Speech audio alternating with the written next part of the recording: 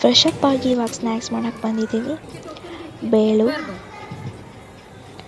ನೂಡಲ್ಸ್ನ ಕೊಟ್ಟು ಹಾಗೆ ಮತ್ತು ಪಾವ್ ಬಜ್ಜಿನ ಕೊಟ್ಟರು. ಅದ್ರ ಜೊತೆ ಲಿಂಬು ಮತ್ತು ಈರುಳ್ಳಿ ಕೊಟ್ಟರು. ಸೊ ತುಂಬಾ ಚೆನ್ನಾಗಿದೆ ಇದು.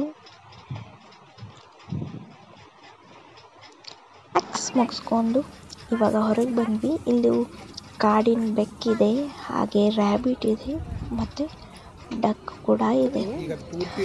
ಇದನ್ನಾದಮೇಲೆ ಇಲ್ಲಿ ಮೆಹಂದಿ ಕೂಡ ಫ್ರೀಯಾಗಿ ಹಾಕ್ತಾರೆ ನಿಮಗೆ.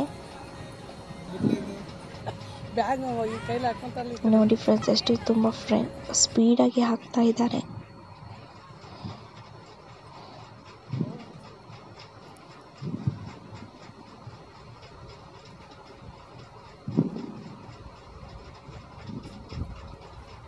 ಚೆನ್ನಾಗಿದೆಯಲ್ಲ ಡಿಸೈನು.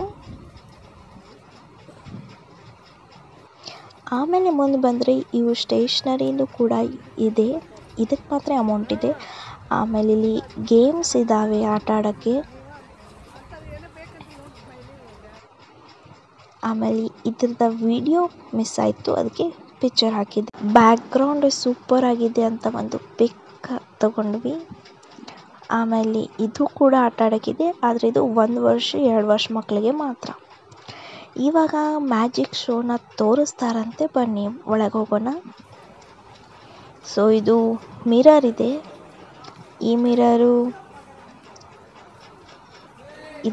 ಈ ಥರ ಮಿರರ್ ನೀವು ಎಲ್ಲರೂ ನೋಡಿದ್ದೀರಾ ಅನ್ಕೊಳ್ತೀನಿ, ಸಣ್ಣ ದಪ್ಪ ಹೀಗೆ. ಆಮೇಲೆ ಮ್ಯಾಜಿಕ್ ಶೋನ ನೋಡಿದ್ಕೊಂಡ್ವಿ, ಹಾಗೆ ಪಪೆಟ್ ಶೋ ಕೂಡ ನೋಡ್ಕೊಂಡ್ವಿ. ಸಾಯಂಕಾಲ ಆಯಿತು 7 ಗಂಟೆ. ಸೊ 7 ಗಂಟೆಗೆ ಬರುವಾಗ ಐಸ್ ಕ್ರೀಮ್ ಕೊಟ್ಟರು ನಮಗೆ. Night cold weather ice cream ತಿನ್ನಕತ್ರೆ ಸೂಪರ್ ಆಗಿರುತ್ತೆ ಅಲ್ವಾ. ಸೊ ಇದು ನಮ್ಮ ಫೈನಲ್ ವಿಡಿಯೋ.